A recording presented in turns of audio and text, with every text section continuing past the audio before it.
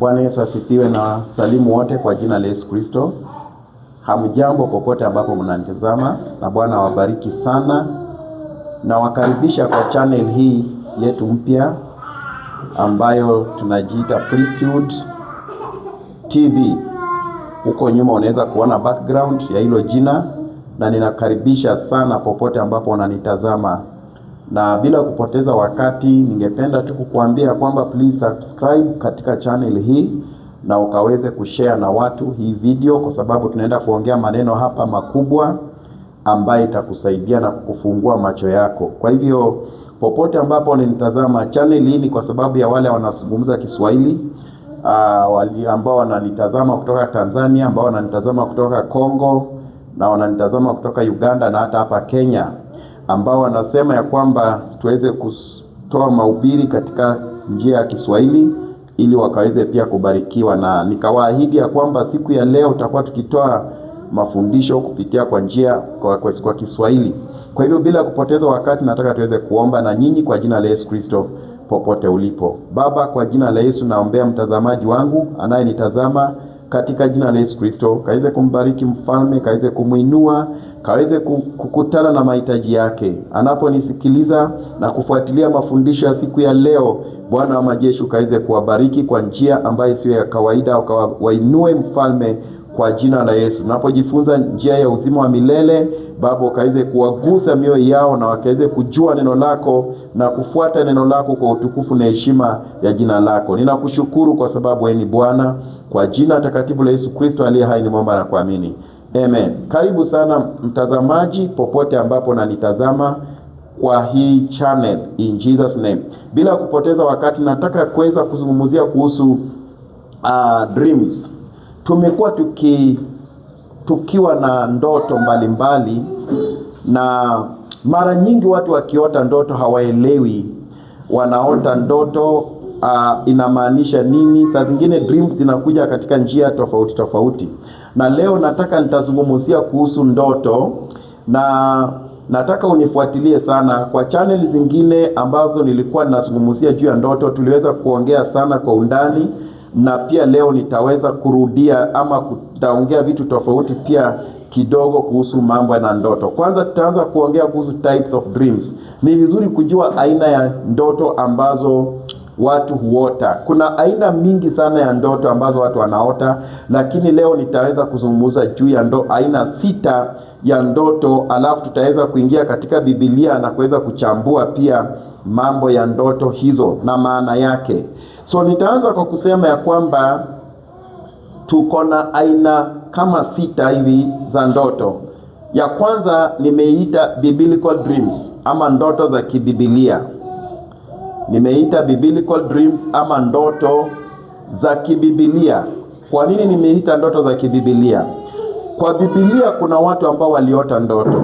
Kuna watu ambao walipoota ndoto, Mungu alikuwa akinena na wao katika njia tofauti. Mtu kama Yusufu aliota ndoto, na alipoota ndoto Mungu alikuwa anamuonyesha vile atakuwa mkubwa ama vile atakuwa mtu wa ajabu katika nyakati zake.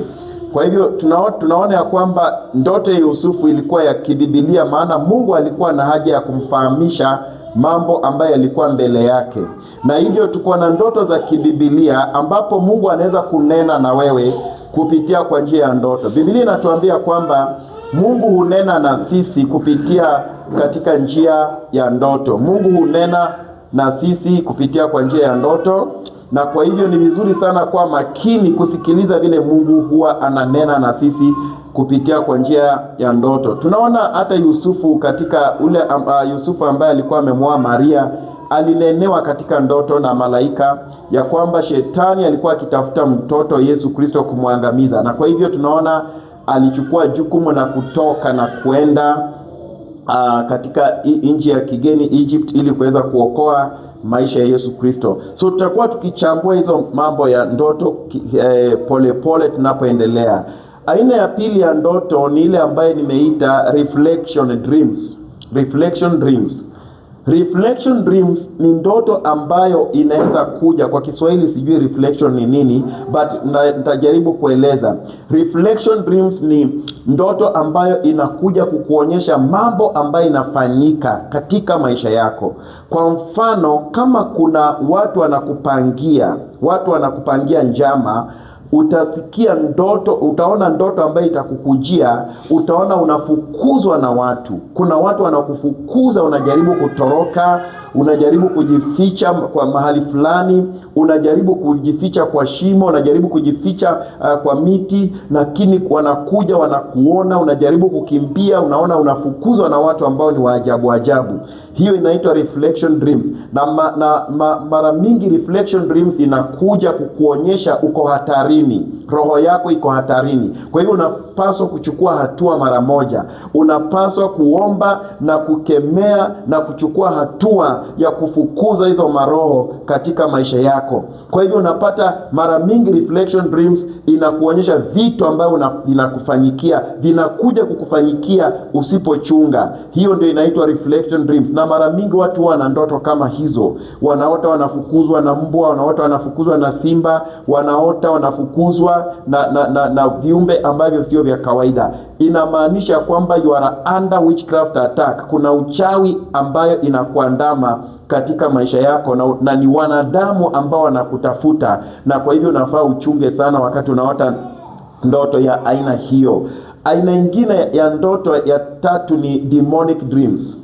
Demonic dreams ni zile ndoto za kishetani kabisa, zile ndoto za kipepo, zile ndoto ambazo unaona viumbe vya ajabu ajabu, unaona vitu ambavyo hujawahi ona. Saa zingine watu wanaota kama wanatembea makaburini, saa zingine watu wanaota kama wako katika mochari, wako pamoja na maiti. Saa zingine watu unaota ya kwamba uko katika gari inaenda kupata ajali, unaota ya kwamba kuna gari ambayo uko ndani inaendeshwa vibaya na inayumba kwa barabara. Hizo zinaitwa demonic dreams. Demonic dreams ni mbaya sana kwa sababu pia zinakuonyesha ya kwamba kuna vile shetani amekupangia. So mara mingi demonic dreams zinakuja pia kwa maisha ya watu, na watu wanaota ndoto ambazo ni mbaya sana, ambazo hazina mambo mazuri na maisha yao. Number 4, kuna zile ambazo tunaziita food dreams. Food dreams ni ndoto ambazo watu huota kama wanakula nyama ama wanakula vyakula vya ajabu ajabu. Na hizo dreams mara mingi tunaziita initiation dreams. Ni ndoto ambazo zinakuingiza katika ushetani wa aina fulani. Zinaitwa initiation. Kuota unakula matumbo, unakula nyama, na uko kwa ndoto na unakula gideri, unakula na watu ambao hujui, unakula na watu walikufa kitambo, unakula chakula na wao kwa meza moja, unakula na watu ambao huwaelewi ni watu wa aina gani, na mnakula nyama, mnapakua nyama kubwa kubwa mkikula kwa sufuria. Hiyo ni ndoto ambayo inaitwa initiation dreams. Kwa hiyo food dreams ama initiation dreams ni ndoto ambazo zinakuingiza, na mara mingi ukiota unakula, kwa mfano unaota unakula matumbo, mara mingi utapata ya kwamba ukiamka haitachukua muda mrefu utaanza kugonjeka, unaanza kukua mgonjwa. Kwa sababu gani? Saa zingine ndoto za vyakula ni ndoto ambazo zinakuja kukuletea, yani kukuingiza katika mambo ambayo inaenda kufanyika kama magonjwa, kukuingiza katika vitu vya kiuchawi, kukuingiza katika vitu ambavyo havifai. Kwa hivyo unapaswa kukemea hizi ndoto chafu. Wakati unaota umekula nyama ama unakula matumbo, unapaswa kukemea sana kwa jina la Yesu Kristo, na ufunge ili uweze kujiweka huru kutokana na mkono wa shetani ambao unakutafuta. Kwa hivyo food dreams, they are very dangerous. Tutaendelea kuongea baadaye tuelewe, sio food dreams zote ni mbaya, but kuna zile nitakutajia ambazo pia ni nzuri, but generally food dreams ni mbaya, zinaonyesha you are being initiated into a demonic world. Number 5, symbolic dreams ama ndoto za kimifano. Ndoto za kimifano zinaweza kukukujia na mara mingi zina maana yake. Kwa mfano, symbolic dreams unaweza kuwa wewe unaota umezaa mtoto. Hiyo ni ndoto mbaya sana. It's a symbolic dream. It is a symbolic dream, maana yake ni kwamba ukiota umezaa mtoto kwa ndoto, that means katika ulimwengu wa kiroho umeoleka, uko na spiritual husband ama mume wa kiroho. Na kwa hivyo utapata ya kwamba huyu spiritual husband ndiye ambaye unaweza kuota uko na mimba katika ndoto kama wewe ni mwanamke, ama unaota umeshazaa mtoto, ama unaota unanyonyesha mtoto katika ndoto. Hiyo yote inaitwa symbolic dreams na ni mbaya, sababu inaonyesha kwamba uko na spiritual husband katika maisha yako, ambaye huyu spiritual utapata watu ambao wanaota ndoto kama hizo mara mingi huwa ni tasa, hawana watoto, ama watu ambao wanaota ndoto kama hizo wanakuwa hawajaoleka. Watu ambao wanaota ndoto kama hizo unaweza kupata ya kwamba wako na mambo kama hayo, they are single, hawajaoleka ama hawaoleki, ama wakipata mchumba ndoa inavunjika, uchumba inavunjika, wanarudi tu tena zero. So unapata hiyo symbolic dream inakuonyesha kuna presence ama kuna a spiritual husband ako katika maisha yako. Unafaa upambane na huyu spiritual husband awaachilie maisha yako, kwa sababu usipopambana na huyu spiritual husband utapata ya kwamba huyu spiritual husband atakusababisha usioleke katika maisha ya halisi ama katika maisha ya saa hizi. In real life hautaoleka, hautapata watoto in real life, sababu atakufanya ukue tasa na atakufanya ukose hata mume wa kawaida. Kwa hivyo hiyo inaitwa symbolic dreams. Alafu namba ya mwisho kuna witchcraft dreams, ndoto za kiuchawi kabisa. Ndoto za kiuchawi ziko mingi sana. Hizo ndizo ziko kila mahali. Na hizi ndoto za kiuchawi unapata ya kwamba unaweza jua ya kwamba you are under influence ya uchawi. Kwa mfano unaota unaanguka kutoka kwa gorofa, unaangushwa na unajaribu kujitetea, unajaribu kupiga nduru, lakini haufiki mwisho. Hiyo ni ishara ya kwamba you are under witchcraft attack. Saa zingine unaweza kuota ya kwamba unaogelea katika maji chafu. Maji ni chafu kama ya sewage, na uko ndani unaogelea, uko kwa hiyo maji, una swim kwa hiyo maji. That is hiyo ni ishara ya kwamba you are under witchcraft attack. Kuna attack ya kishetani ambayo inakuandama, na utapata ya kwamba ndoto za kiuchawi ziko mingi sana. Saa ile unaota ya kwamba uko katika maji unaogelea, maji machafu unaogelea, hii inamaanisha kwamba ukiamka in real life kuna magonjwa ya kiuchawi itakushambulia. Utaanza kuwa na magonjwa ambayo sio ya kawaida, utaanza kusumbuliwa na magonjwa, utaanza kusumbuliwa na magonjwa ambayo sio ya kawaida. Kwa hivyo unapata ya kwamba wakati unaota ndoto kama hiyo, usichukulie hivi hivi. Lazima uamke, ukemee hiyo ndoto, ufunge na ukemee hilo pepo kwa jina la Yesu Kristo. So saa ingine unapata unaanguka from a cliff ama kutoka juu, unaangushwa na kitu na unaanguka ukiteremka chini kwa speed sana, lakini haufiki chini. Hiyo inaonyesha kwamba kuna roho ya kifo sasa inakuandama. Roho ya kifo ndio hiyo inakuandama na unafaa upambane nayo. So hizi zote unapata zinaitwa witchcraft dreams ama ndoto za kiuchawi ambazo unafaa upambane nazo. Ndoto zingine za kiuchawi ni kama kuona nyoka.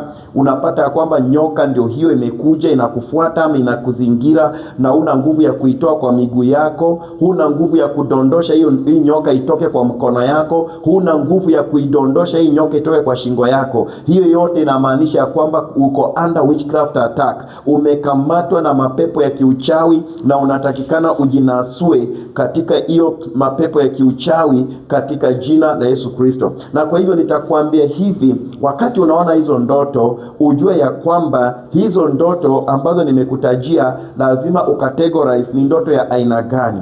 Ndoto hii inakuja kwa maisha yako kwa purpose ya aina fulani. Kwa mfano, ndoto haikuji tu bure. Ndoto lazima iko na makusudi yake. Na mimi huambia watu ya kwamba usipuuze ndoto hata kidogo, hata kama ilikuwa ya aina gani, usipuuze, sababu ndoto iko na purpose yake. Number one, ndoto inakuja kwa purpose ya kukuonya, warning you.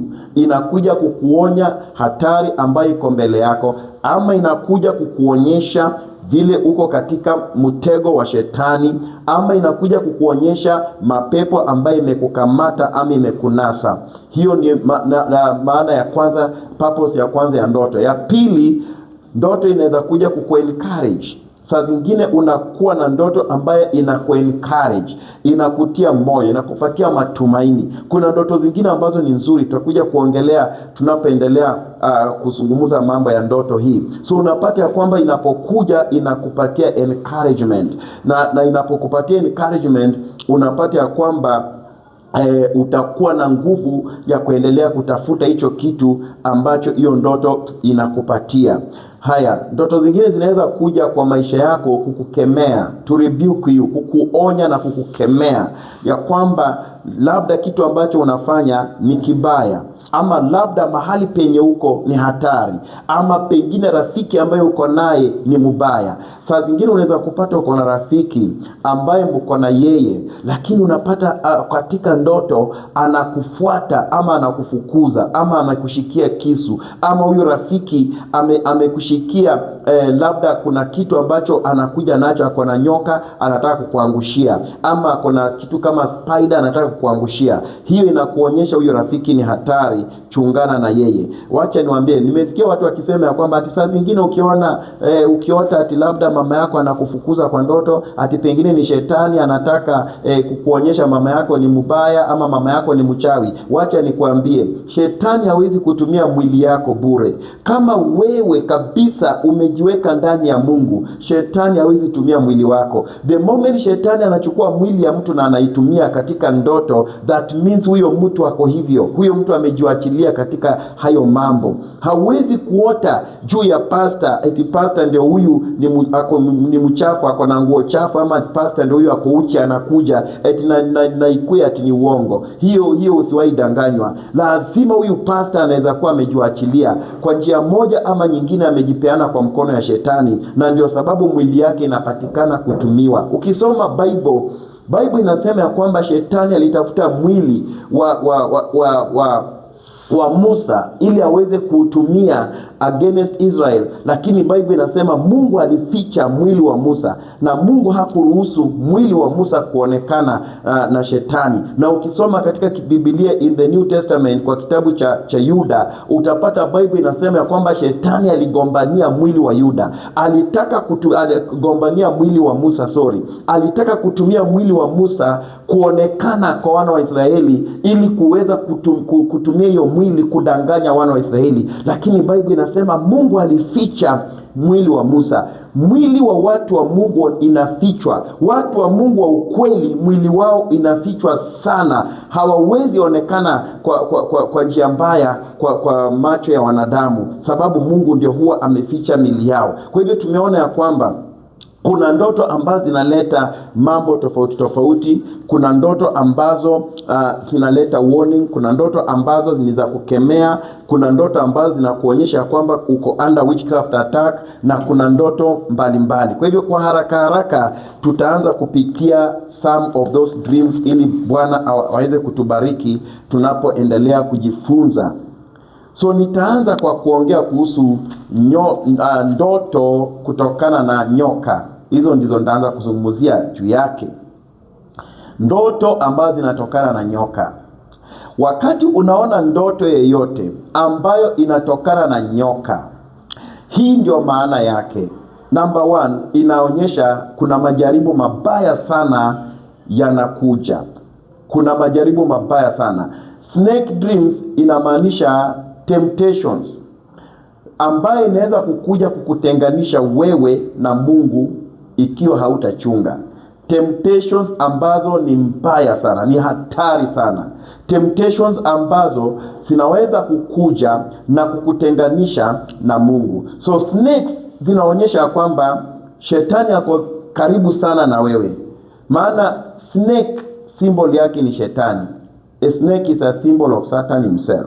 So ukiona kwamba kuna nyoka imekuja na unaogopa hiyo nyoka, na unatetemeka na unakimbia na unataka kutoka mbali na hii nyoka, that means kuna majaribu ambayo inakukujia. Wewe hauna shida, but majaribu inakuja. Mungu anakuonya ya kwamba chunga, majaribu ndio hiyo inakuja. Kumbuka nyoka ndiye alitumika kujaribu Adam na Eve, na kwa hivyo utapata ya kwamba anapokuja kwa ndoto, it is the same purpose. Ni shetani tu ambaye amekuja kukuonyesha kwamba ameshafika na anataka kukuletea majaribu. Matthew chapter 4, wakati Yesu alifunga, Bible inasema ya kwamba Matthew chapter 4 verse 1 kuelekea chini mpaka 5, Bible inasema ya kwamba Yesu Kristo alitokewa na shetani kwa mfano wa nyoka, na shetani akamjaribu wakati alikuwa jangwani akifunga kwa siku 40 na usiku na mchana. Na kwa hivyo mara mingi ukiona nyoka amekuja, ujue ya kwamba majaribu yamefika. So ukiamka asubuhi, omba Mungu ya kwamba Mungu nitie nguvu nishinde hii majaribu. Nitie nguvu ya kwamba majaribu haya yakija niweze kuyashinda katika jina la Yesu Kristo. So nitaongea kuhusu jambo lingine kuhusu nyoka bado. Ukiona nyoka katika mandoto na nyoka anakuja na we hauogopi, unamguzaguza na hata uogopi chochote, hata ushtuki, na unapata kwamba ako tu na wewe pale, ama amekuzingira kwa mguu na ushtuki, ama huyu nyoka ako na wewe amelala kwa kitanda moja na wewe na hauogopi, hii inamaanisha kwamba sasa wewe umeingia katika mikono ya shetani, na sasa kuna vitu ambavyo unafanya na hauogopi, na kuna madhambi ambazo unafanya na hauogopi, na kuna vitu ambavyo ni hatari kwa maisha yako lakini hauogopi. Una macho ya kiroho, huwezi kuona, huwezi kuelewa. Sasa wewe umekuwa kama rafiki wa shetani, ya kwamba mmekubaliana na shetani sasa, na saa hiyo Mungu anakuonyesha ya kwamba ona sasa umekubaliana na shetani, ona sasa mnaenda direction moja na shetani, ona sasa shetani ako pamoja na wewe. Kwa hivyo hii inaweza onyesha, kuna watu wananiambia, pastor, niliota ati nyoka ndio huyo ako kwa nyumba yangu, ako kwa kiti na siogopi, na hata nakuja nakaa pale na hata sina uoga na huyo nyoka. Hii inamaanisha hiyo ni ndoto hatari sana. Wewe uko katika mikono ya shetani tayari, na wewe sasa uchunge maisha yako. Number 2, ukiota ya kwamba unafukuzwa na mtu, nimeguzia hivi vitu kwa haraka, but unaota ya kwamba unafukuzwa, ujue ya kwamba huyo mtu ambaye anakufukuza labda humjui ama unaweza kumjua. Ujue ya kwamba you are under a monitoring demon. Under a monitoring demon. Monitoring demon mara mingi inatokana na wachawi. Monitoring spirit, monitoring evil spirit. Anakufukuza, unakimbia, saa nyingine unaangalia amefika, unakimbia, unajificha mahali penye unajua hapa hawezi kukuona, lakini kidogo amesha kuona. Hiyo ni monitoring demon, unafaa upambane nayo. Na mara mingi ukiona ndoto kama hiyo, ujue kuna watu wanakumonitor katika ulimwengu wa kiroho ya kiuchawi, na wanaangalia vile unatembea, wanaangalia vile unakaa, wanaangalia vile unaishi, wanataka kukuangusha. Kuna vitu wanataka kutimiza katika maisha yako ambavyo ni vitu mbaya sana. So kuona wamefukuzwa na mtu ambaye unajua ama mtu mwenye hujui, hii inamaanisha ya kwamba uko kuna monitoring spirit ambayo inakutafuta. Hiyo tumesema. Saa zingine unaweza kuota unafukuzwa na mbwa. Kuna mbwa wakubwa wanakufukuza. Hiyo inamaanisha kwamba kuna spirit ya washarati. Mbwa ni roho ya washarati. Kuna spirit ya washarati unatumiwa pepo ya washarati kukuja kukuangusha. So unafaa ukiamka unakemea hilo pepo la washarati. Ama saa zingine inaweza kuwa kama sio spirit ya washarati, maana mbwa inasimamia vitu mingi. Mbwa inasimamia roho ya gossip. Hii inamaanisha kuna watu wanakusengenya. Ukiona unafukuzwa na mbwa, kuna watu mahali wanakusengenya, wanakuharibia jina, kuna watu wanakuchafua. Na kwa hiyo ukiamka asubuhi unafaa uombe against wale watu ambao wananena kinyume chako, na uwakemee kwa jina la Yesu Kristo. Unaweza kuota mbwa imekuuma sasa. Imekuja imekufikia na imekuuma, na wakati imekuuma hiyo mbwa, unaamka unashangaa na umesweat, umetetemeka, umeogopa. Kuumwa na mbwa ni kitu mbaya sana in the dream. Maana wakati umeumwa na mbwa, that means kuna magonjwa ambayo inakuja kukuweka kwa kitanda. So wakati utaamka, kemea magonjwa hatari ambayo imetumwa na wachawi. Inakuanga ni magonjwa kabisa ambayo imedesigniwa kukuja kukuangusha, kukulalisha kwa kitanda. So ukemee hiyo magonjwa katika jina la Yesu Kristo.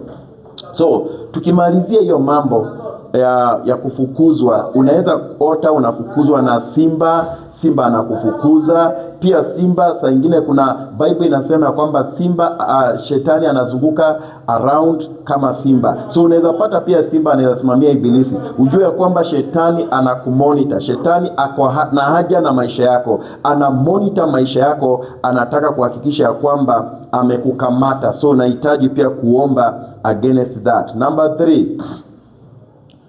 ukiota ya kwamba unaanguka kutoka juu, hiyo tumeshasema na nitarudia kwa haraka.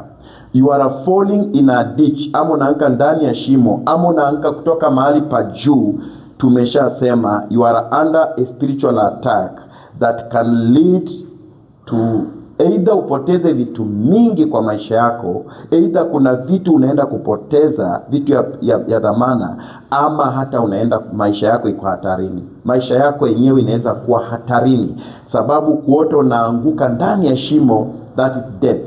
Tunaanguka ndani ya shimo, hiyo ni kifo direct. Like unaanguka ndani ya kisima, hiyo ni kifo ambacho umepangiwa. Kuna watu ambao wengi waliniambia, nakumbuka kuna dada mmoja tulikuwa tunashiriki na yeye kwa town moja kule Eldoret, ambaye alikuwa kila mara anaota eti anaanguka kwa kisima chao, ati ameenda kuchota maji, kisima kimefunguka, ameingia ndani.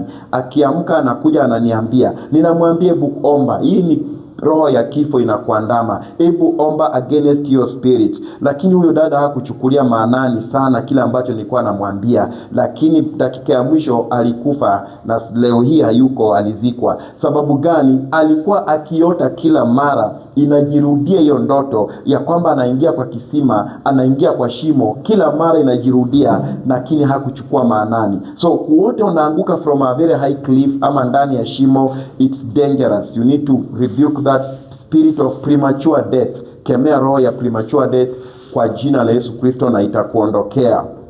Jambo lingine, ukiona uko katika choo chafu, a dirty toilet, ujue ya kwamba you are under witchcraft attack. A dirty toilet is witchcraft attack. A dirty toilet, choo chafu ambacho kimejaa kinyezi all over. Ukijaribu kukanyaga huku kinyezi, ukijaribu kwenda huku kinyezi, hiyo inaonyesha kwamba generally uko chini ya uchawi. Uchawi imekuzingira all over. Na hiyo choo chafu inaweza pia simamia magonjwa. Unaweza pata, kuna watu waliniambia, pastor, niliota mambo ya choo chafu, na namwambia hiyo inaonyesha magonjwa. Kemea hiyo roho ya magonjwa, and before ajue inakuja inatendeka. Unapata mtu anagonjeka, anapelekwa hospitali na anasema yenyewe, pastor, ulikuwa umeniambia ni magonjwa, na kweli ndio hiyo. So hizi ndoto ambazo ninatafsiri sio ndoto ambazo ni mgeni. Watu huota hizi ndoto, na hizi ndoto hivi ndivyo zinamaanisha. Usiwahi danganywa kitu kingine. Nimefanya research sana kuhusu ndoto kwa muda mrefu. Nimekuwa kwa makanisa ya kishetani, na nimekuwa kwa makanisa ambayo wanatumia vitu ya kishetani, na hizi ndoto watu walikuwa wanakuja kutuambia, na mara mingi nilikuwa najua sababu gani wanatuambia hivyo. Especially mtu alipokuwa anaenda kutolewa kafara, angekuja aseme, pastor, nimeota nikiwa kwa choo chafu, choo ilikuwa chafu, nilikuwa nashindwa ndapita wapi, na unapata within no time huyo mtu anakufa, anatolewa kafara kwa hiyo kanisa. Kwa hiyo unapata ya kwamba hii ni vitu ambavyo mimi mwenyewe nilikuwa nashuhudia kabisa inafanyika kwa ile makanisa ambayo nilikuwa. So unaweza kuota pia kuhusu a clean toilet, choo safi sana, safi kabisa.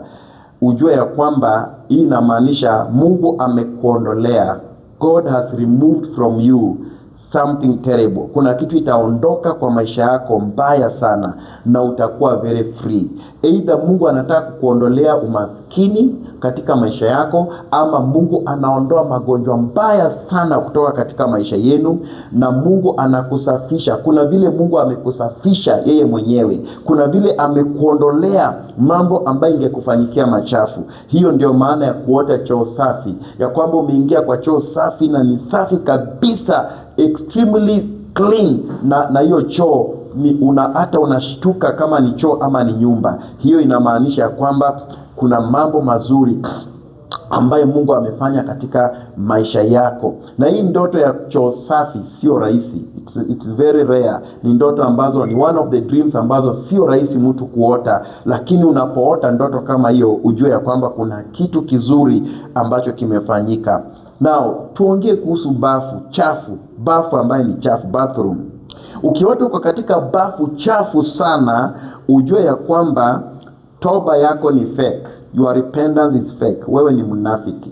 Uko kwa bafu na ni chafu, bafu iko na kinyesi na unataka kuoga na maji iko pale, na hata maji ambayo unataka kuoga ni chafu. Ujue ya kwamba Mungu anakuongeresha toba yako ni fake, na kwamba wewe mwenyewe ni fake, na ya kwamba wewe ni mnafiki na toba yako ni ya unafiki, na Mungu hajakukubalia na wewe bado ni mchafu. So ukiota bafu kama hiyo chafu, please amka na uambie Mungu akusaidie, na uanze kutafuta ni wapi umekosea Mungu, ni wapi penye umeenda kando na neno la Mungu, ni wapi penye umekosea Mungu kwa njia fulani. Uambie Mungu akusamee na uambie Mungu akusafishe, na hiyo itakusaidia sana uweze kukua tena msafi mbele za Bwana. So tumeshasema mambo ya bafu chafu. Bafu safi pia inamaanisha toba yako imekubaliwa. If you are in a clean bathroom, ni safi sana na unaoga maji masafi, unaoga, hii inamaanisha Mungu amekubali toba yako, wewe ni mkamilifu mbele za Bwana, na kuna kitu kizuri ambacho Mungu anaenda kufanya katika maisha yako. So hii mambo yote ina maana yake, na itatusaidia sana unapojua maana ya hiyo vitu. Tumeshaongea kuhusu ukiona mwanamke mjamzito, anakuzungumzia. Mwanamke amekuja kwako na ni mjamzito na anakuongelesha. Either unamwona ni mtu unajua ama unaona ni mtu hujui, but ni mtu ambaye ni mjamzito na amekuja mbele zako na anakuongelesha wewe. Ujue ya kwamba kuna kitu kizuri kinakuja katika maisha yako. God is almost doing a new thing. Bible inasema ya kwamba behold, I will do a new thing in your life. So ujue wakati unaona hiyo, ujue ya kwamba kuna kitu kinaenda kutendeka, na ni chini ya miezi 9 hiyo kitu itatendeka kizuri katika maisha yako. Itakuwa chini ya miezi 9. Kama vile mwanamke anabeba mimba miezi 9, ujue ya kwamba hiyo kitu ambacho kinaenda kufanyika ni chini ya miezi 9, na utakuwa umepata hiyo kitu nzuri ambayo Mungu amekupangia. Inaweza kuwa ni kazi, inaweza kuwa ni interview unaenda kupita, inaweza kuwa ni mtoto wako anaenda kupita mtihani, inaweza kuwa ni unaenda kupewa zawadi kubwa, ama kuna kitu kitafanyika katika maisha yako ambacho kitakufurahisha sana. Na hiyo ndio maana ya kuona ukiongea na pregnant woman. Ukiona ya kwamba umeota na mwanamke ambaye hajaoleka na ako mjamzito, that is what we have already talked about. Ama wewe hujaoleka na uko mjamzito, tumeshazungumza juu ya hiyo ya kwamba it is a sign of spiritual husband. Ama unaota unanyonyesha mtoto, ama unaota sana hii kitu hufanyikia wanawake sana, na ni kitu hatari sana. Unaota uko kwa nyumba, mwanaume amekuja, na unaota na hujaoleka, na mwanaume anakuja analala na wewe, na unaamka asubuhi unashangaa nini kimefanyika, na mwanaume alikuja akalala na wewe na ni kwa ndoto. Hiyo sex in dreams ni hatari sana, ni hatari sana, kwa sababu hii inakuonyesha kwamba wewe uko na bwana wa kiroho, na hii itakufungia mambo mingi sana. Itakufungia baraka zako, itakufungia ndoa, itakufungia hata maombi. Hautaomba, hautakuwa na breakthrough kwa maombi, sababu hizi ni mapepo ambazo zinakuja zinaharibu maisha ya watu. Mashetani ambaye inatumwa na ibilisi, inakuja ni majini, inakuja kulala na wanawake, kuwachafua wanawake, so that wakati unaamka asubuhi wewe ni mchafu, unaamka ukiamka uwezi hata omba, huna roho, ndani yako umekauka, ndani yako umechafuliwa. Hii ni roho chafu sana, natakana ufunge kabisa na utafute siku uombe, hata kama ni wiki moja, ukemee hilo pepo liondoke kwa maisha yako. Maana mapepo ya aina hii inakuanga ni wanadamu, inakuanga ni wachawi ambao wanaishi kwa plot. Kuna mchawi anaweza kuwa hata anaishi kwa plot, na sana sana wachawi ambao wanaishi kwa maplot, wakiishi kwa plot, labda gundue wewe ni Mkristo na uko na bibi yako, ama wewe ni Mkristo na hujaolewa na unaishi kwa hiyo plot, na yeye anakaa na wewe pale. Wanakuja wanapita kwa ukuta, wanakuja kwa nyumba yako. Wachawi wako na mbinu mingi sana za kupita. Kuna kitu kinaitwa astral projection ambayo wanatumia. Astral projection is a way ya kwamba mtu anaweza kujigeuza na atoke katika mwili wake na aende hata kwa nyumba ya jirani, na aende hata kwa kitanda ya jirani, na hataonekana, na hakuna mtu atamuona, na hakuna mtu atajua kama huyo mtu ameshakuja kwa nyumba yako. Aliyeti ni jirani yako ambaye anakaa either juu yako, sana sana nyumba za ghorofa kama hizi, ambapo anakaa either juu ama anakaa kando. Anaweza kufanya astral projection. So astral projection kwa Kiswahili siwezi kueleza, but it is a way mtu anaweza toka katika mwili wake. Anatoka kwa mwili, anachomoka, anawacha mwili yake kwa bedroom yake, na anatoka kwa mwili yake na anaenda anaingia katika nyumba ya mtu, na anaanza kufanya mambo kama hayo machafu. Wewe unaona ni ndoto, unaona saa zingine ikwangi ndoto, inakwanga ni kitu kinafanyika kabisa. Kuna wanawake wengi wamekuja wakaniambia, pastor, hiyo si ndoto, hii ni kitu nilishuhudia, niliona kabisa mwanaume ako hapa, ako na mimi, na nikijaribu kufungua macho siwezi kumuona, nikijaribu kuinua mkono wangu siwezi, nikijaribu kuinua mguu siwezi, na huyu mwanaume ndio huyu ako juu yangu, anaendeleza maovu, na baadaye anatoweka. Hao ni watu ambao wako tu kwa plot, ni wachawi ambao tu wako tu pale pamoja na wewe, wako tu pale, ni majirani zako, wanakuja kukuchafua. Wakati nilikuwa kwa hiyo makanisa, kulikuwa na watu wa aina hiyo, na mara mingi tulikuwa tuna watu ambao wamepewa assignment kama hiyo. Sababu katika ulimwengu wa giza kuna assignment mnapewa. Assignment unapewa ya aina mingi. Kuna wale wanapewa assignment ya kulala na wanawake. Kuna wale wanapewa assignment ambayo kazi yao ni kutumia vitu fulani fulani, ama kuuza vitu, rituals. Kuna sex rituals. Like now let me talk about sex rituals. Kuna wale ambao walikuwa wanapewa assignment, na hii vitu hata inafanyika hata wa leo. Mtu anapewa assignment ya sex ritual. Sex ritual ni ile hali ya kwamba ataendelea wakati analala na wasichana, kama wasichana ambao ni bikira, ambao wajekuwa na mwanaume. Wanaenda anawapata ambao wako primary, ambao wako secondary, like form 1 hapo form 2 ama class 8. Wanaenda wanachafua hao watoto, wanatoa hiyo damu ambayo inatoka. Wakitoa hiyo damu, wanachukua hiyo damu, wanalamba. Wakishalamba hiyo damu, basi wanaanza kutumia hiyo sasa wanaanza, wakishalamba anaitisha pesa, anaitisha pesa, anasema money come. Sasa hiyo anaanza kuona pesa zinakuja nini. Hao watu naona wanakuwa matajiri, wananunua magari nini, wanafanya vitu vikubwa.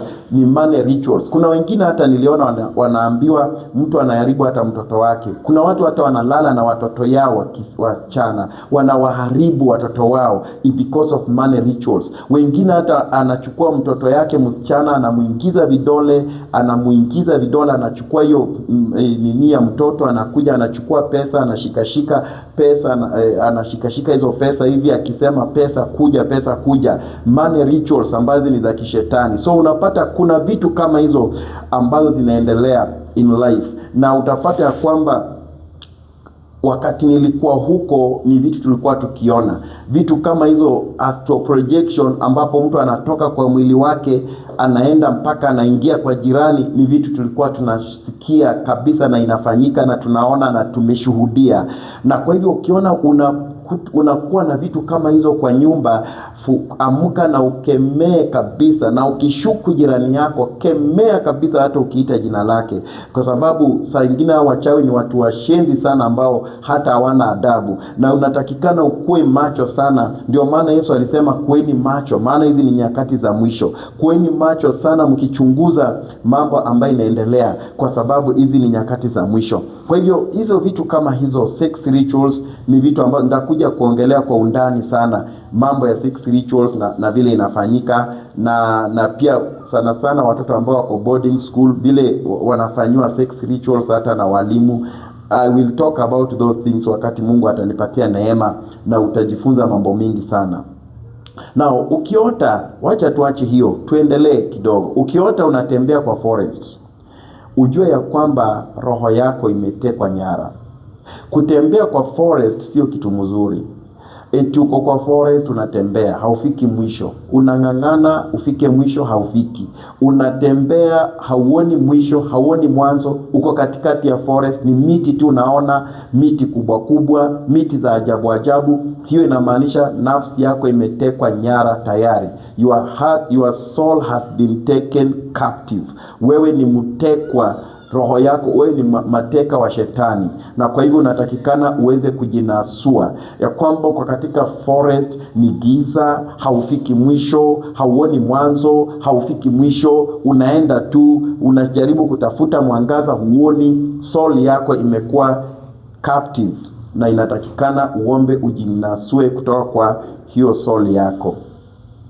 Ukiona unakula nyama mbichi, tumeshaongea kuhusu nyama. Kuna aina mingi ya nyama. Kuna wale wanakula nyama ambayo imeiva, ambayo pia hiyo ni initiation. Lakini kuna wale wanakula nyama mbichi kwa ndoto. Wanakula nyama mbichi, wanaletewa nyama mbichi na wanakula. Hiyo ni initiation mbaya sana. Hii inamaanisha kwamba shetani amekuingiza katika ushirikina.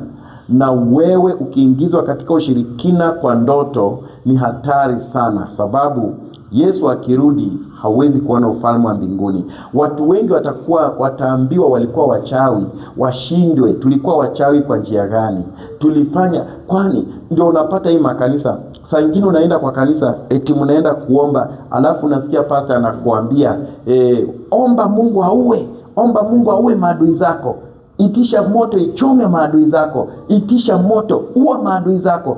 Hao ni wachawi. Hao ni wachawi, na anakufundisha uchawi. So wakati pia unaomba maombi kama hiyo, unasema Mungu uwa maadui zangu, Mungu angamiza maadui zangu, waangamie popote walipo, moto iwachome. Wewe una practice uchawi bila kujua, na wewe ni mchawi. Yesu akirudi hautaona ufalme wa mbinguni, sababu wewe ulipractice uchawi. Ulifanya uchawi bila kujua. Ulifundishwa uchawi na pastor, etiita moto ichome, eti majirani zako tuma upanga mpya, tuma upanga, tuma upanga ikawachome, tuma mshale ikamaliza maadui zako. Yesu alisema tuombee maadui zetu. Yesu alisema tuwaombee wale ambao wanatutesa, tuwabariki, tuwaombee. Hakusema tuwateketeze na moto, hakusema tuwatumie mshale, hakusema tuwatumie upanga, hakusema hiyo yote. Alisema tuombee maadui zetu, alisema tuwabariki maadui zetu, alisema tuombee na tuwapende maadui zetu. Hiyo ndio maandiko. Lakini ingine ya kusema tuma moto kwa maadui, watu wanaenda kesha, wanaenda wanaweka loudspeaker, wanasema tuma moto, na tuma moto kwa maadui wale ambao wanatutesa, na tuma mshale, na tuma moto, na tuma mtetemeko ardhi. Hiyo sio kazi ya Mungu, na hiyo sio watumishi wa Mungu. Hao ni wachawi, na wana practice uchawi, na siku watasimama mbele za hukumu, wataambiwa mlikuwa wachawi, ondokeni mbele zangu. Watashangaa, tulikuwa wachawi kwa njia gani? Na tulikuwa kanisani, na ilikuwa kesha, na tulikuwa tunaomba, na tulikuwa tunakemea. Na wataambiwa ondokeni mbele zangu, siwajui, kwa sababu walikuwa na practice uchawi bila kujua. Kwa hivyo unaweza kuwa initiated kwa uchawi bila kujua. Unakuwa initiated, unaingizwa katika roho ya uchawi na hata hauna habari. Hauna habari kabisa, na unakula nyama mbichi katika ndoto na huna habari. Kwa hivyo hiyo ni hatari sana wakati unaona mambo kama hii inafanyika.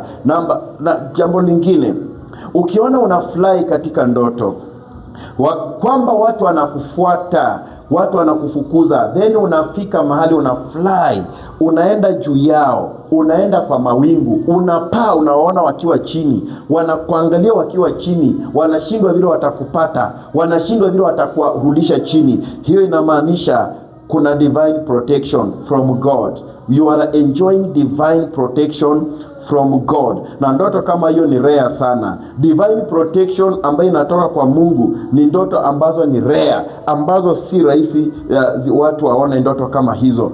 So ni vizuri sana unapoota ndoto kama hiyo, endelea kufunga, endelea kusoma Bible, endelea kutafuta uso wa Mungu, endelea kumpenda Mungu, kwa sababu Mungu anakulinda. Na ukiona ndoto kama hiyo, inamaanisha Mungu ameamua ya kwamba hakuna kitu atakufanyia, whether watafute uchawi wa aina gani, whether watafute mapepo ya aina gani, hawatakuweza.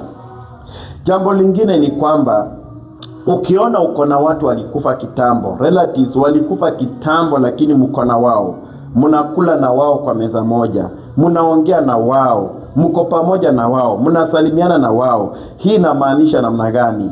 Hii inamaanisha kuna roho ya kifo inakuandama.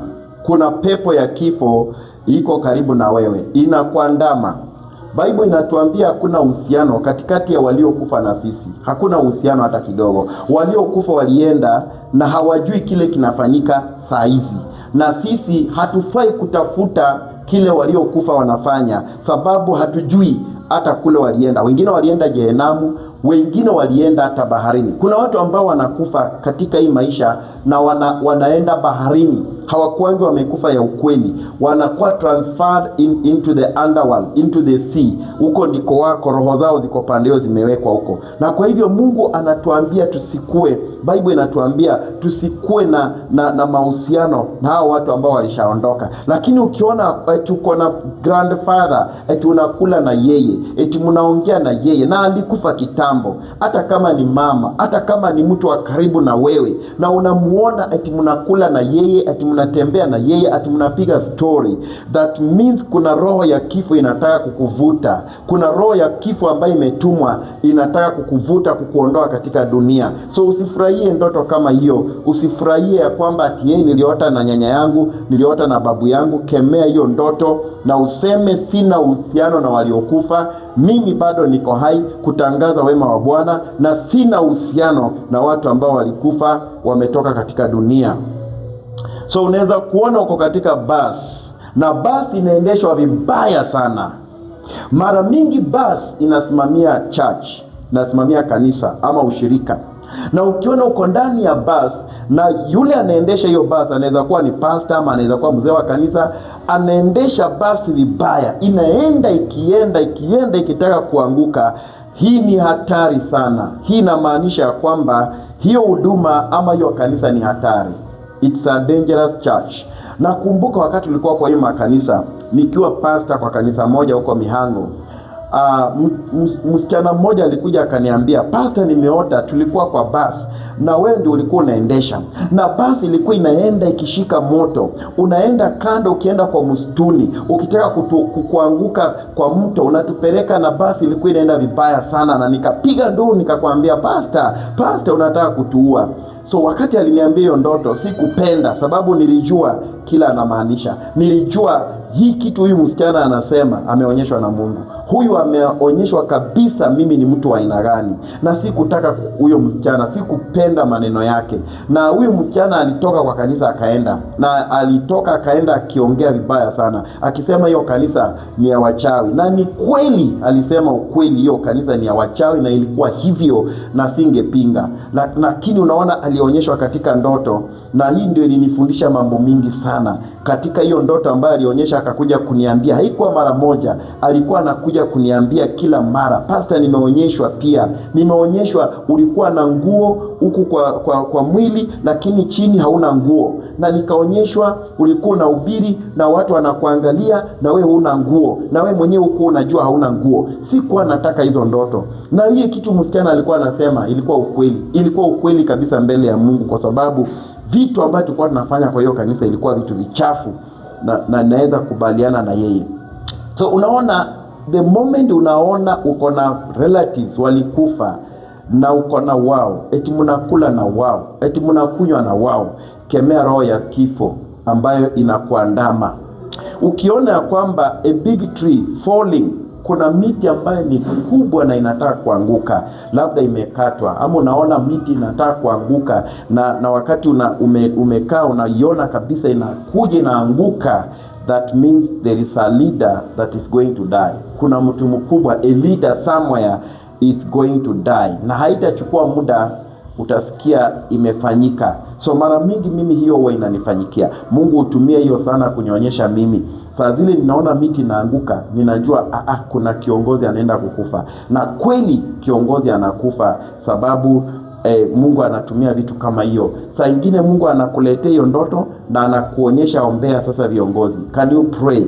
Usipoomba, nakumbuka wakati Saitoti na huyo jamaa Ojode walikufa, niliona miti imeanguka kubwa na ikaanguka mbele yangu vibaya sana. Na after 1 week kina Saitoti wakakufa na huyo Ojode. Na Mungu anakuletea vitu kama hiyo ili uweze kuomba, ili uweze kuombea hao watu wasiweze kupoteza maisha yao. So ukiona pia miti inaanguka kubwa, ujue ya kwamba katika familia yenu kuna mtu anaenda kukufa. So you need to pray for the family members. Pray for them. Ama unaona miti inaanguka, then unajua kwa katika kanisa there is a church leader who is going to die. Hata pastor anaweza kufa, sababu Mungu anaweza kukuonyesha miti inaanguka na kumbe anakuambia hebu ombea pastor, ombea kiongozi wa kanisa. Na ukikosa kuomba inakuja inatimia hivyo vile umeota. Na unasema niliota kitu imeanguka, miti imeanguka. Kumbe ilikuwa hivyo. Yes, uliota lakini hukuchukua nafasi ya kuomba. So tumeona being in a bus, tumesema hiyo ambayo inaendeshwa vibaya, that is a church. Ambaye pia kama basi inaendeshwa vibaya, hiyo ni kanisa ambayo inaelekezwa katika njia mbaya. Tulikuwa na watu wengine kwa hii kanisa ambao walikuwa wako pamoja na sisi, bwana na bibi yake, na walikuwa wanahubiri tu, tunawapea nafasi, bwana anahubiri. Lakini Mungu akanionyesha tuko katika bus na watu, na huyu bwana alikuwa anaendesha bus ambaye alikuwa anaendesha kiendaenda vibaya, akigonga watu kwa barabara, akiua watu kwa barabara. Nikamwambia, angalia unaua watu, simamisha bus. Na jaribu kwenda kushika break, haiwezi shika. Najaribu kushika break ya basi, haishiki. Na huyu jamaa anaendesha tu, ameshika steering, anaenda kando, akigonga watu, akiua watu. Sasa nilipoamka kwa hiyo ndoto niliomba sana, Mungu nionyeshe hii ni maneno gani? Kwa nini tuko na huyu pastor? Na huyu pastor anaendesha gari akiua watu kwa barabara. Mungu akaniambia hiyo ndio kitu inafanyika. Hiyo ndio kitu inafanyika. Angalia kile kinafanyika kwa kanisa. Na kweli tulikuwa tunapata watu wanakuja kwa kanisa, but akisimama kuhubiri, anasimama anahubiri na watu wanaumia, anahubiri vitu inachoma watu, inaumiza watu, sio ukweli. Alikuwa anahubiri tu fitina, anahubiri tu maneno yake, anahubiri tu sarakasi zake. Watu walienda wengi sana ambao hatuwezi kuhesabu ni wangapi. Na Mungu akaniambia hiyo ndio maana ya kugonga watu kando ya barabara. Hao watu ambao wamegonga ni zile mioyo ambazo zilikuja kwa kanisa, na nilikuwa nimeleta watu muwaponyeshe, muwahubirie ukweli, lakini sasa yeye ameua. Hao watu hawatawahi kuja kwa kanisa. Watu wengine hadi wa leo ukiwapigia simu wanakuambia huyo mzee bado hako, na waambia alienda. Huyo mzee kama hako siwezi kuja kanisa. So unapata Mungu alikuwa ametuonyesha. Na saa hiyo tukawa na shida kwa nyumba yangu. Ilikuwa inafika mahali, mimi sijawahi fika mahali ati nashindwa kulipa nyumba, lakini ilikuwa inafika point ya kwamba nakosa pesa hata ya kulipa rent ya nyumba yangu. Inafika point ya kwamba hata nakosa chakula, eti tunataka kulala njaa. Mimi tangia niingia katika huduma miaka mingi iliyopita, sijawahi fika kiwango eti ninakosa chakula ya kupea familia yangu. Sijawahi fika hiyo kiwango. Lakini tukiwa na hao watu, huyu mzee na familia yake, tulipata ya kwamba inafika kiwango eti nataka kukosa kukula, eti tunataka kulala njaa. Na Mungu akaniambia umechafua madhabahu. Angalia madhabahu, umeleta uongo. Ilikuwa ni kila Jumapili ukimpea nafasi ya kuhubiri ni kuchekesha tu watu. Ni watu wanacheka tu kwa kanisa, watu wanacheka na tafuta tu story tu kuchekesha watu, tu vitu ta uongo, anatafutilia tu vitu kwa Bible, analeta sarakasi, watu wanacheka mpaka tunashindwa hii ni kanisa kweli. Mpaka Mungu akaniambia angalia umeharibu madhabahu, umeharibu kanisa. Angalia sasa umeleta uchafu kwa kanisa. Anafundisha watu eti hakuna rapture, eti hakuna kwenda mbinguni, eti mbinguni hakuna, watu watakufa tu wakae hapa kwa mchanga mpaka siku Yesu atakuja. itakuja, ndio watu wataamka sasa waende Israeli kuishi huko. Anafundisha watu vitu za uongo. Na mimi nikisoma Bible ninaona kuna mbinguni. Nikisoma Bible naona Bible inasema mili yetu itabadilishwa. Yeye anasema tutaenda tu na hii mili. Ati wakati Yesu atakuja tutaoana tu, tutaendelea tu kuoana hapa duniani wakati wa millennium, hata kama Yesu amekuja. Ukisoma Bible hauoni vitu kama hizo. Maana Bible inasema sisi tutakuwa kama malaika. Siku Yesu atarudi tutakuwa kama malaika. Hakuna kuoana, hakuna kuoa, hakuna bibi na bwana. Tutaishi sisi kama malaika vile walivyo. Lakini huyu mzee alikuwa analeta vitu za uongo. Tukakuja tukachunguza, nikagundua kumbe aliwacha bibi yake, akawacha watoto, akakuja akashikana na mwanamke mwingine, akachukua huyo mwanamke, sasa ndio bibi yake. Na huyo mwanamke naye alikuwa amewacha watoto yake, amewacha bibi bwana yake, ameshikana na huyu mzee ati sasa wao na wanafanya kazi ya Mungu. Hakuna kitu kama hicho. Hakuna jambo kama hilo. Mtu ambaye anawacha bibi yake, anawacha bwana yake, anakuja ati anataka kuhubiri. Hakuna. Mungu hawezi kubali vitu kama hizo. Ni uchafu katika madhabahu. Na watu kama, ukiwa chini ya pastor kama huyo Toroka, ukiwa chini ya pastor ambaye amewacha bibi yake, amewacha watoto wake, eti amekuja ati anataka kuhubiri, na bibi amewacha bwana yake, wamekuja wameshikana ati ni bibi na bwana, na anajua ni bibi ya mwingine, arudishe bibi ya mwingine kwanza ndiye akuje kuhubiri. Hauwezi hubiri kama nyumba yako. Mungu ni Mungu anaheshimu ndoa. Ukiwa na pastor yeyote mahali popote ambaye haheshimu ndoa yake, toroka huko. Sababu hiyo ndio makanisa ambayo inaleta uchafu. Ukipeleka sadaka yako kwa makanisa kama hayo, hutabarikiwa. Sababu God is against these people. Wamevunja ndoa, wamevunja maisha yao, wamechafua maisha yao, wamechafua ndoa yao, alafu unapeleka sadaka yako huko, hautabarikiwa. That is why kuna makanisa mengine tunapeleka sadaka, tunaenda tunaweka kwa madhabahu tithe zetu, hatubarikiwi, hatufanikiwi, tunaomba, tunaendelea kuwa maskini, tunakuwa na mashida, tunakuwa na magonjwa, tunakuwa na vitu mbalimbali vichafu ambavyo vinafanyikia maisha yetu.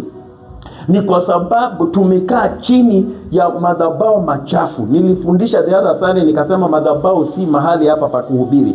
Madhabahu ni mtu ambaye amesimama hapo mbele yako. Huyo mtu ambaye amesimama hapo mbele yako akiwa mtu ambaye ni mshirikina, ni msharati, ni mchafu, utarithi, utakunywa kutoka kwa kisima chake. Kama yeye ni msharati, utakunywa kisima cha washarati. Na kama yeye ni mchawi, utakunywa kisima cha uchawi. Kama yeye ndoa yake ameharibu, amewacha bibi yake, amekuja amechukua mwanamke mwingine, ameshikana na yeye, eti sasa wameoana, wamekuwa bibi na bwana, na huyo mwanamke amewacha bwana yake, na yeye amewacha bibi yake na watoto, eti amekuja eti sasa anakuja kwa madhabahu, eti anakuja kuwa mtumishi. Mtumishi wa aina gani huyo? Hakuna mtumishi hapo. Huyo ni mtu anafaa atolewe kwa hiyo madhabahu, aondoke, arudie Mungu. Hata hafai kuhubiri, akae chini ahubirie Bwana. So Mungu ahubirie watu. Mungu akaniambia, angalia, umeleta uchafu katika madhabahu, umeleta mambo machafu, na umeruhusu watu ambao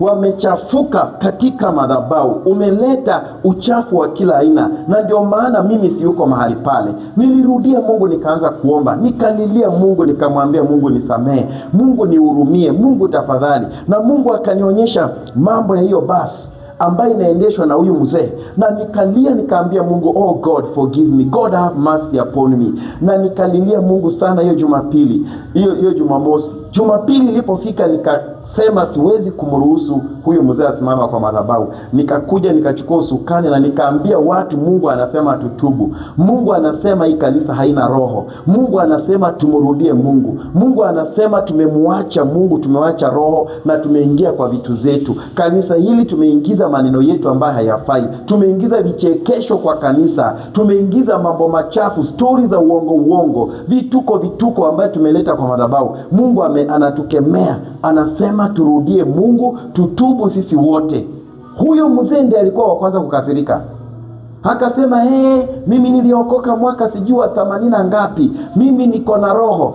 Mtu anasema ako na roho na aliwacha bibi yake na watoto wanateseka, akakuja akachukua bibi ya mwingine, akamezaa naye watoto, anasema ako na roho. Ni roho ya aina gani hiyo? Hakuna roho hapo. Najua hata ananitazama na siogopi. Nitamwambia arudie Mungu na atubu dhambi zake, kwa sababu hakuna roho hapo. Hakuna roho hapo. Hakuna roho wa Mungu anakuambia uchukue bibi ya mtu ukuje uishi na yeye kama bibi yako, na uache bibi yako na watoto, alafu ukuje ushikane na bibi ya mwingine, alafu mnakuja kuishi pamoja. Ati huyo ni roho wa Mungu? Huyo si roho wa Mungu, hiyo ni roho ya mashetani, na hiyo lazima tutakemea kwa jina la Yesu Kristo. Na wewe mzee haufai kuhubiri, haufai hata kujiita pasta. Unafaa urudie Mungu, ukae chini na urudie bibi yako, urudishe bibi ya wenyewe back, sababu bwana yake bado wako, na urudishe yeye, uende uchukue bibi yako ambaye uliwacha, alafu ukuje uhubiri sasa. Na hata ufai kuhubiri sababu already umeishi katika uasharati. Ukuje ukae chini ufundishwe neno la Mungu. Na hiyo mafundisho ambayo unafundisha watu hakuna mbinguni, hakuna rapture, hiyo ni mafundisho ya kishetani. Hiyo ndio mafundisho Bible inasema ya kwamba ni doctrines of the demons. Yesu alisema naenda kuandalia makao, na nitakaporudi nitakuwa pamoja nanyi. Andiko linasema katika Biblia, hii dunia ambayo tunaishi itaondolewa. Yerusalemu mpya itateremka kutoka mbinguni. Anatuambia ati Yerusalemu mpya ambayo imeandikwa kwa Revelation chapter 21 eti ni Yesu Kristo. Hakuna kitu kama hizo. Hiyo ni uongo ya shetani, na lazima usome Bible vizuri. Kama hujui kusoma Bible, uende Bible school. Sababu hakuna vile Mungu atasema a city inatoka mbinguni alafu unatuambia ati ni Yesu Kristo. Hiyo ndio mafundisho tulikuwa tunachokorana nayo hapa. Na Mungu akaniambia kwamba ondoa hizo uchafu kwa madhabahu, ondoa hizo takataka kwa madhabahu, na nitakuwa pamoja na wewe. Na kweli tulipofagia, Mungu akarudi, na Mungu akawa pamoja nasi. Na saa hizi tuko hapa. Saa hizi tumetoka mbali, tuko hapa. Mungu ametusaidia. Tumepata marafiki hata kutoka ng'ambo ambao wanasimama na sisi, ambao wanatuombea. Tumepata marafiki ambao wanataka ukweli, na mimi naweza shukuru Mungu sana. Na hii yote ilifanyika baada ya hii ndoto ambayo Mungu alinionyesha. Basi inaendeshwa vibaya. Basi ni ministry. Ukiona basi uko ndani na inaendeshwa dangerously, run away for your life, because hapo hautachukua muda kama hujatolewa kafara. Nilikuwa kwa hiyo makanisa ambayo watu walikuwa wanakuja wanasema, pastor, nimeota basi inaendeshwa vibaya, nimeota ndege imekuja, helicopter imekuja imeanguka kwa shamba letu, pap ikalipuka. Hiyo ni nini? Hao tu wasichana. Ninajua wengi naweza kutaja majina zao, ni vile sitaki kuongea zaidi. Najua relatives zao bado wako. Hao tu walikuwa wanakuja kuleta hizo ndoto, wakisema wameona ndege, helicopter inaanguka kwa shamba inalipuka, wameona bus inaenda kiroll. Watu hawako hai, they died, they were sacrificed by those churches. Tolewa kafara na hiyo makanisa, na wamesaulika, na saizi wamezikwa. So usichukulie ndoto yoyote hivi. Be very careful wakati unaota ndoto yoyote, sababu ndoto yoyote ambayo inakuja kwa maisha yako iko na maana kubwa sana. Na ukiona gari ndogo, hii tumeongea kuhusu bus, hii ni gari ndogo ambayo inaendeshwa vibaya, hii inamaanisha ndoa iko katika hatari. Gari ndogo inasimamia ndoa, inasimamia familia, iko katika hatari. Gari ndogo ambayo inaendeshwa dangerously inasimamia familia ambayo iko katika hatari. Inaweza kuwa ni familia yako kama utajiona kwa hiyo gari, inaweza kuwa ni familia ya mwingine kama utaona huyo mwingine katika hiyo gari. So hii inasimamia familia ambayo iko katika hatari.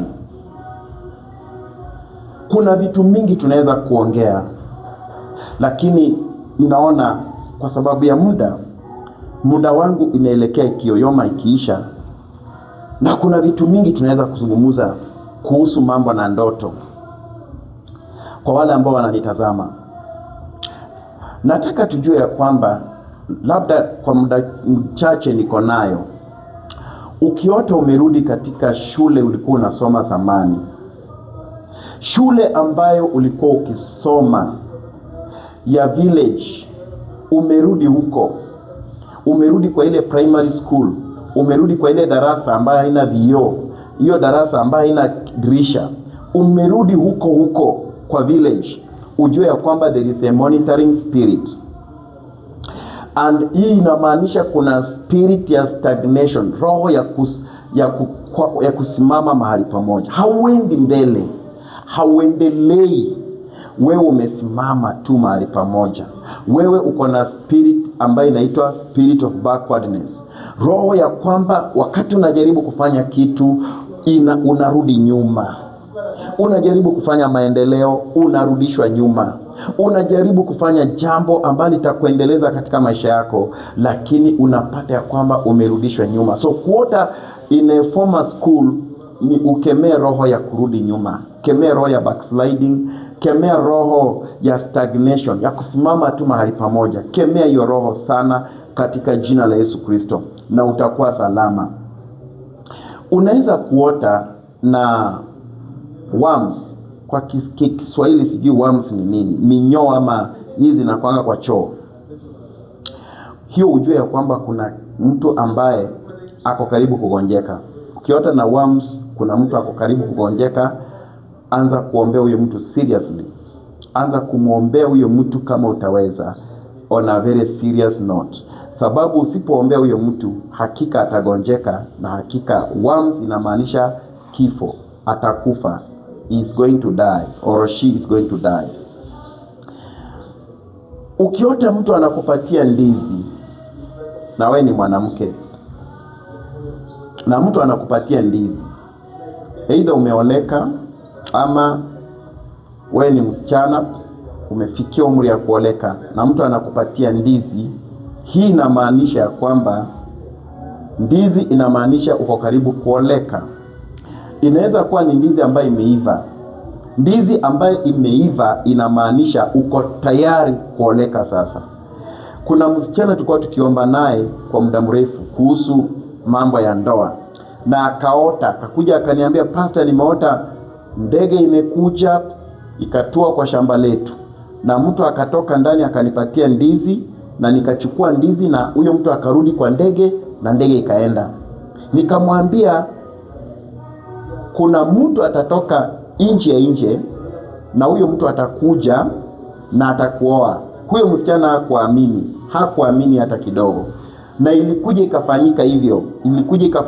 Kuna mtu ambaye alikuja kutoka Qatar, na huyo mtu alikuwa anafanya kazi Qatar, akakuja na akamupropose na akamwambia anataka kumuoa, na mimi ndio nilishikanisha hiyo harusi kule Mombasa. Mimi ndio nilifunganisha hiyo harusi, na nikamwambia, nilikuambia namna gani? Nilikuambia kuna mtu atatoka mbali na atakuja na atakupropose na atakuoa, na alikuwa ameota hiyo ndoto ya ndizi. Kwa hivyo ukiona mtu anakupatia ndizi imeiva na wewe umeoleka au hujaoleka, ujue ya kwamba marriage yako iko karibu kufika. Na ukiona anakupatia ndizi ambayo haijaiva, ujue ya kwamba bado mtu atakuja kupropose, but usikubali, maana bado hujafikia hiyo wakati wa kuoleka. Ukijilazimisha uende kuoleka, utapata shida, sababu Mungu atakuwa amekuonyesha na wewe utakuwa ulikataa kusikia.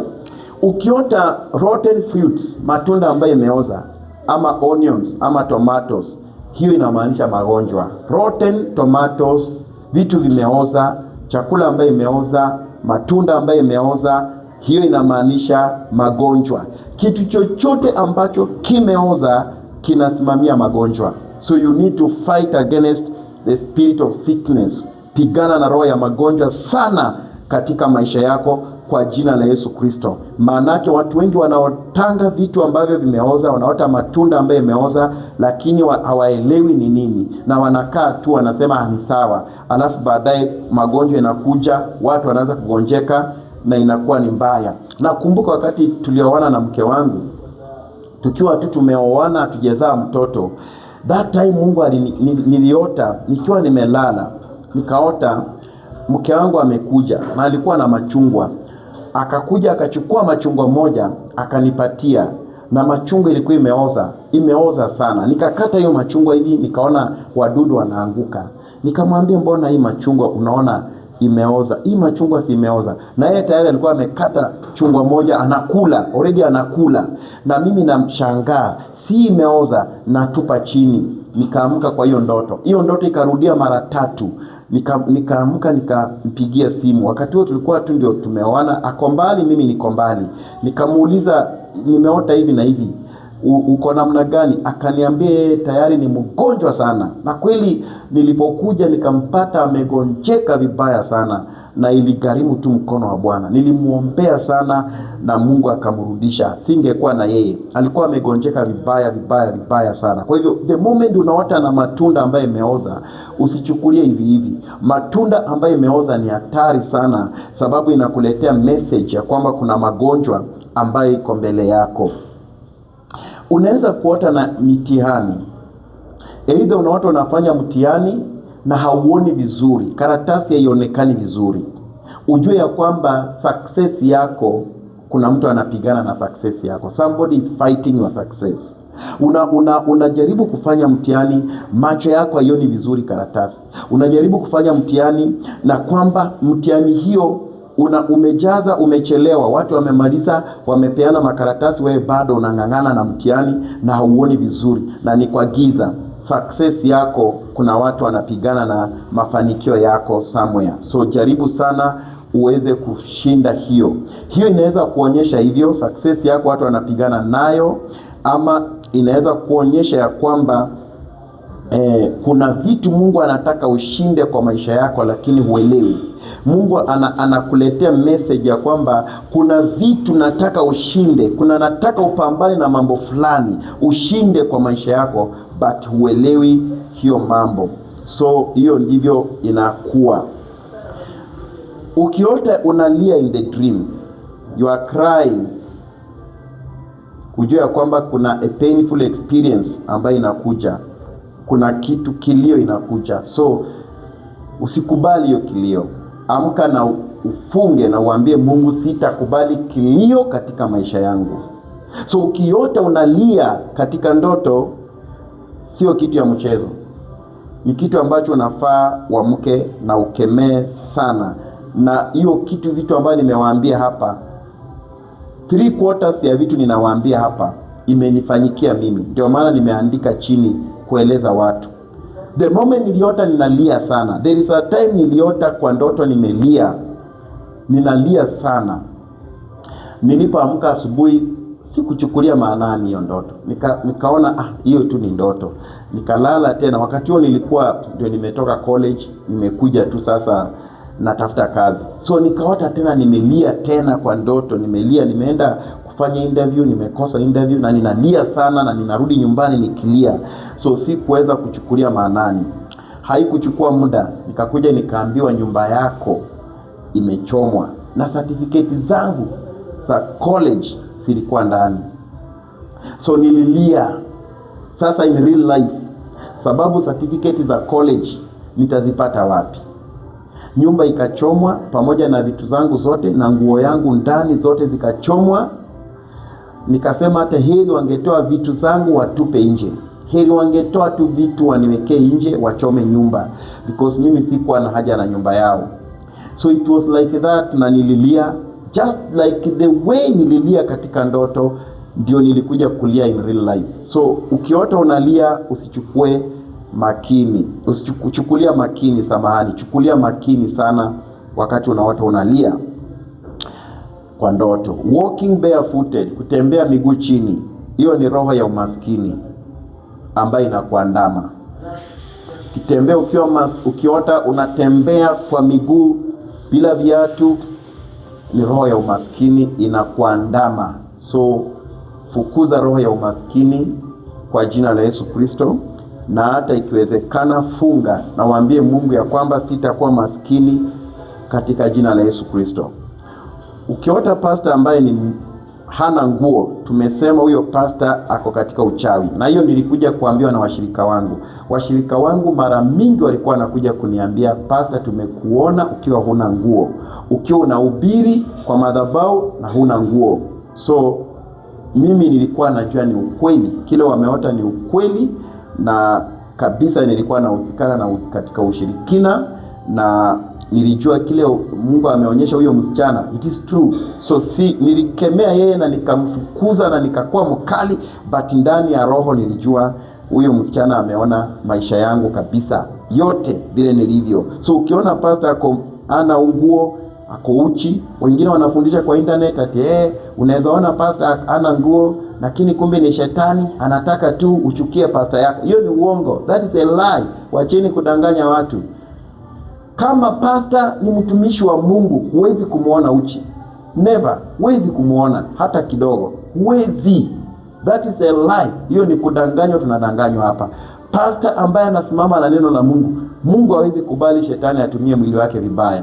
Lazima Mungu atakataa mbinu za shetani kwa maisha huyo pastor. So ukiona pastor ambaye ako uchi, ujue ni ushirikina, ni mtu anajihusisha katika uchafu, katika mambo ya ushirikina, katika mambo ya kishetani, katika madhabahu ya kipepo. Hiyo ndio ukweli wa mambo.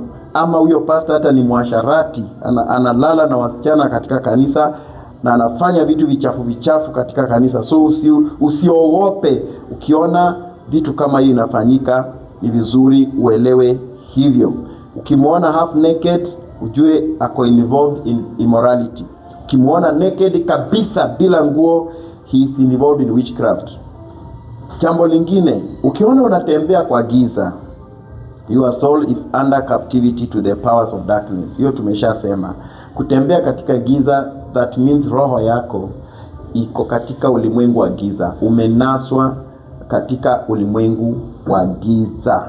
Na hiyo ndio ukweli wa mambo. Sababu Mungu hahusikani na giza hata kidogo. Mungu wetu anahusikana na nuru. Na sisi kama watoto wa Mungu ambao tumeokoka, ndoto zetu lazima tuone mwangaza. Tuone mwangaza, tuone tuko katika nuru, tuone tuko katika uwepo ya Bwana. Hizo ndio ndoto zetu. Harvesting, kuvuna. Ukiona unavuna mahindi ama unavuna nyanya ama unavuna kitu fulani kwa shamba, that is prosperity on the way. Kuna mafanikio ambayo inakuja mbele zako, mafanikio mazuri. So hiyo ni ndoto ya matumaini. Ukiona unaogelea kwa maji safi, ujue ya kwamba Mungu amependezwa na maisha yako. Maji safi ni Holy Spirit. So ujue ya kwamba Roho Mtakatifu ako karibu na wewe. Maji safi inaonyesha ya kwamba Roho Mtakatifu ako ndani yako na wewe uko ndani ya Roho Mtakatifu. Na ukiogelea kwa maji safi ni kitu mzuri sana. Lakini usiwahi ota unaogelea kwa bahari. Bahari ni mbaya sana. Like Indian Ocean. Tunaota unaogelea katika kisiwa cha aina fulani. Hiyo inaonyesha kwamba kuna vile marine spirit wanakutafuta. Kuna spirit, marine spirit ambao wanakuhitaji. Wakati niliota ya kwamba naogelea kwa bahari kubwa na niko peke yangu na ninaogelea kwa bahari, haikuchukua muda mrefu ndio nikakutana na pastor ambaye alikuwa anataka kunipeleka underworld. Akaniambia kuja tuende underworld uone maajabu. Akanifundisha, akaniambia kwamba unaweza enda underworld, ukitoka huko unakuwa tajiri, utakuwa na watu wengi kwa kanisa, watu watakuamini, watu watakuwa na kufuata, utakuwa na pesa, utakuwa na magari, kuja tuende underworld. Na wakati nilikaribu niende underworld, ilibakia tu kidogo. Kama si upendo ya Mungu, ningekuwa nimeshaingia katika underworld. Lakini aliniambia underworld iko, na mara mingi utapata huko underworld kuna watu wako huko, kuna politician wako huko, waimbaji, celebrities. Hao watu tunaona wako underworld, wanaendelea kupata nguvu huko, wanakuja kwa dunia. Ndio maana wako na makanisa kubwa, mega churches, watu wanawafuata, wanauza maji, wanauza vitambaa, wanauza vitu, wanauza mafuta, na wako na ni matajiri sababu wameenda kule underworld wakapata nguvu za giza ambazo zinafanya wapate vibali mbele za wanadamu. So swimming in that water, tumesema your life is under witchcraft attack. Kupoteza meno yako. Labda unaona meno inatoka, unatembea meno inatoka. Hii inamaanisha kwamba mamlaka yako inaharibiwa. Kuna kitu kinaendelea, mamlaka yako unaenda kupoteza. Kuna vitu unaenda kupoteza na mamlaka yako inaharibiwa. Kuna vile mamlaka yako inaondolewa pole. So kuona meno inatoka, ukiendelea kutoa meno sio kitu mzuri. Inamaanisha kwamba mamlaka yako inaenda kuondolewa. Meno inasimamia mamlaka. Kupoteza kifunguo, that means authority yako is gone. Your authority is gone. Your destiny is gone. Kupoteza kifunguo katika ndoto ni kitu mbaya sana ambacho unafaa uombe sana. Saa nyingine unapatanga watu wanaenda kufanya interview kesho. Mtu anaenda kufanya interview kesho, unasikia anaota amepoteza kifunguo katika ndoto. Akienda interview anaanguka. Ama mtu alikuwa aende safari ya mbali, anaota amepoteza kifunguo. Akijaribu kwenda hiyo safari haendi. So kupoteza kifunguo ni jambo mbaya sana ambalo unafaa kuomba sana. Na opposite, ukipewa kifunguo, somebody is giving you a key, ujue ya kwamba you have a new authority. And mlango mpya inaenda kufunguka katika maisha yako. So kupewa kifunguo inamaanisha kuna kitu kubwa unaenda kupata. Mlango mpya inaenda kufunguka. Mlango mpya mafanikio ya mambo mazuri inaenda kufunguka katika maisha yako. So vitu kama hizo tumeshaongea, na ninajua kwamba tunaenda kupata mambo mengi sana ambayo yako hapa, lakini sitamaliza leo sababu ni mambo mengi sana ambayo naweza kusema. Kwa leo nataka tuachie hapo.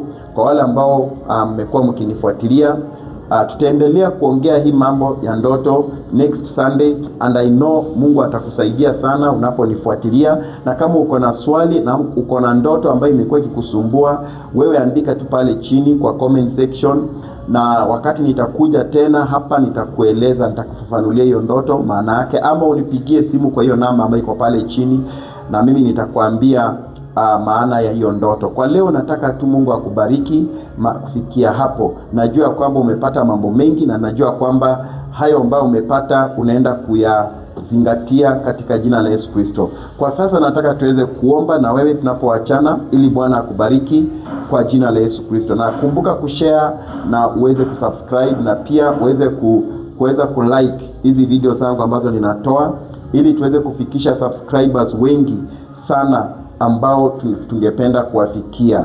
Ninafanya hii kwa makusudi ya wale watu ambao hawasikii Kiingereza, but episode za Kiingereza tutakuwa tunazitoa katikati ya wiki. Najua kuna episode tulitoa na watu wameshaiona, na pia kuna ingine ambayo pia nimeitoa ambayo itawekwa Ijumaa ya hii wiki, ambayo nimeita How I Got Delivered from Witchcraft in the Church. So utaona imeshatangazwa pale, na najua on Friday itakuwa inawekwa saa 12. Tafadhali fuatilia hiyo episode na Bwana atakubariki sana. Kila Jumapili itakuwa tunatoa episode za Kiswahili, na kwa hivyo wale ambao wanasikiliza Kiswahili mtakuwa mnanifuata kupitia kwa episode za Kiswahili, na wale ambao wanasikia Kiingereza mtakuwa mnanifuata kupitia kwa episode za Kiingereza. Chagua ile ambayo unaelewa na Bwana atakubariki sana. So sitaki kusikia mtu akiniambia speak in English. I will speak in English every week on Thursday. Na sitaki kusikia mtu akiniambia ongea Kiswahili. I will speak Kiswahili katika Sunday, siku kama ya leo, na Bwana atawabariki sana.